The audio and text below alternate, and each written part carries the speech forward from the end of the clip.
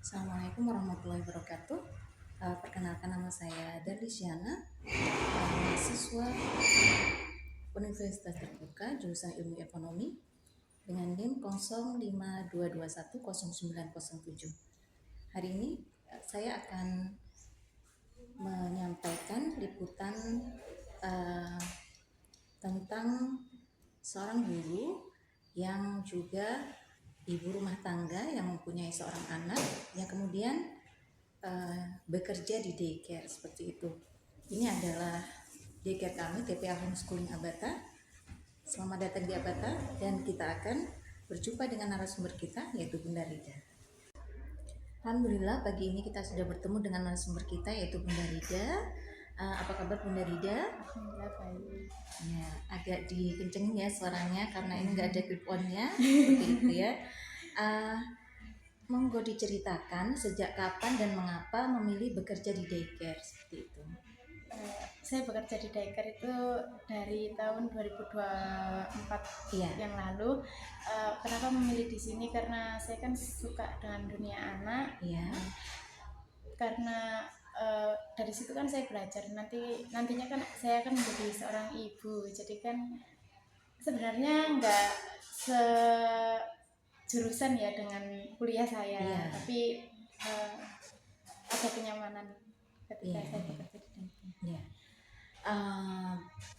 Katakanlah ini sebagai passionnya ya. Terus apa sih yang membuat itu menjadi passion seperti itu? Ya, karena kan di situ kan kita juga belajar gimana cara mengurus anak, melatih ketelatenan kita terhadap anak gitu. Iya. Nah, ini pertanyaan selanjutnya ya. Bagaimana rutinitas pagi sebelum berangkat bekerja seperti itu? Menjadi seorang ibu, juga menjadi ibu bekerja seperti itu, bagaimana? Kalau dulu mungkin setelah kerja kita nggak ada apa-apa ya, maksudnya kan belum punya anak. Kalau sekarang kan di malam hari pun kita masih beraktivitas seperti pumping. Pumping kadang di jam-jam itu kan biasanya kalau sebelum punya anak kita tidurnya gitu ya. Kalau sekarang itu kayak jam 12 malam bangun, kadang anak minta susu.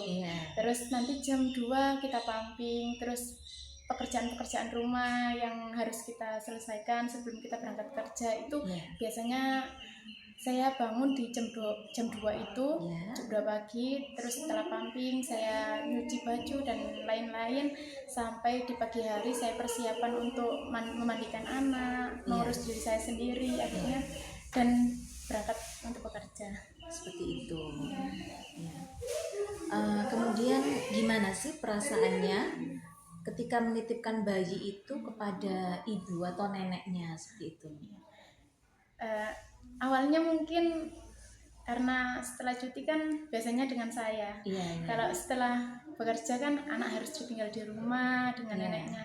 Mungkin di awal-awal saya merasa khawatir karena pola asuh kan berbeda antara saya dan juga neneknya. Ya, apalagi kan nenek kan kalau zaman dulu kan jangan anak jangan diginiin gitu. Kalau dengan saya kan stimulus dapat, kalau dengan neneknya kan jadi berkurang karena mungkin takut gitu. Iya betul. Lebih ke rasa sayang seperti itu ya. Nggak mau yang nangis, jangan sampai nangis. Baik. Terus ada nggak penilaian atau komentar tetangga tentang hal itu? Misalnya dalam hal ini menitipkan anak kepada ibu atau nenek seperti itu. Mungkin ada ya. Banyak yang mendukung kalau saya bekerja, tapi juga pasti ada penilaian.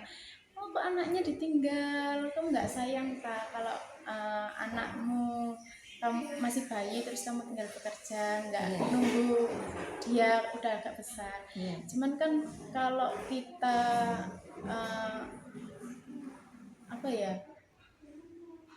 kita menanggapi komentar itu kan kita juga butuh, orang kan nggak tahu di dalam kita butuhkan. Soalnya dalam rumah tangga kan hal utama kan juga ekonomi yang harus kita pertimbangkan. Ya, seperti itu. Terus ini ya, pesan apa yang disampaikan untuk orang tua lain yang mungkin punya pilihan seperti Bunda Rida ini, harus meninggalkan anaknya, dititipkan ke orang tuanya dan lain sebagainya?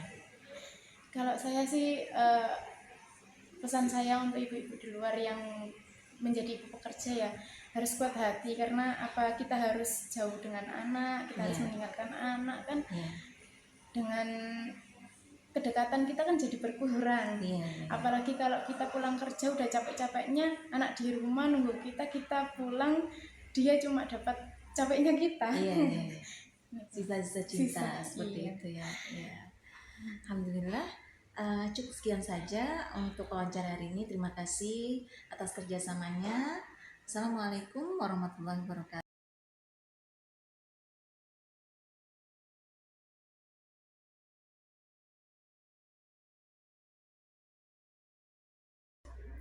Alhamdulillah, pagi ini kita sudah bertemu dengan narasumber kita, yaitu Bunda Rida. Apa kabar Bunda Rida? Alhamdulillah baik. Ya, agak dikencengin ya suaranya karena ini nggak ada clip on-nya, seperti itu ya. Monggo diceritakan sejak kapan dan mengapa memilih bekerja di daycare seperti itu. Saya bekerja di daycare itu dari tahun 2024 yang lalu. Kenapa memilih di sini? Karena saya kan suka dengan dunia anak. Karena dari situ kan saya belajar, nantinya kan saya akan menjadi seorang ibu. Jadi kan sebenarnya nggak sejurusan ya dengan kuliah saya, tapi ada kenyamanan ketika saya bekerja di daycare. Katakanlah ini sebagai passionnya ya. Terus apa sih yang membuat itu menjadi passion seperti itu? Ya karena kan di situ kan kita juga belajar gimana cara mengurus anak, melatih ketelatenan kita terhadap anak gitu. Nah, ini pertanyaan selanjutnya ya, bagaimana rutinitas pagi sebelum berangkat bekerja seperti itu? Menjadi seorang ibu, juga menjadi ibu bekerja seperti itu, bagaimana? Kalau dulu mungkin setelah kerja kita nggak ada apa-apa ya, maksudnya kan belum punya anak. Kalau sekarang kan di malam hari pun kita masih beraktivitas seperti pumping. Pumping kadang di jam-jam itu kan biasanya kalau sebelum punya anak kita tidurnya gitu ya. Kalau sekarang itu kayak jam 12 malam bangun, kadang anak minta susu. Terus nanti jam 2 kita pumping, terus pekerjaan-pekerjaan rumah yang harus kita selesaikan sebelum kita berangkat kerja itu biasanya saya bangun di jam 2 itu, jam 2 pagi, terus setelah pumping saya nyuci baju dan lain-lain, sampai di pagi hari saya persiapan untuk memandikan anak, mengurus diri saya sendiri akhirnya, dan berangkat untuk bekerja. Seperti itu. Kemudian gimana sih perasaannya ketika menitipkan bayi itu kepada ibu atau neneknya seperti itu? Awalnya mungkin karena setelah cuti kan biasanya dengan saya. Kalau setelah bekerja kan anak harus ditinggal di rumah dengan neneknya. Mungkin di awal-awal saya merasa khawatir karena pola asuh kan berbeda antara saya dan juga neneknya. Ibu.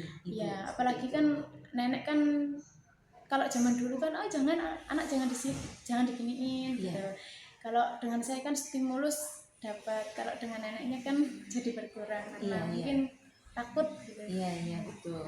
Lebih ke rasa sayang seperti itu ya. Nggak mau yang nangis, jangan sampai nangis. Baik. Terus ada nggak penilaian atau komentar tetangga tentang hal itu? Misalnya dalam hal ini menitipkan anak kepada ibu atau nenek seperti itu?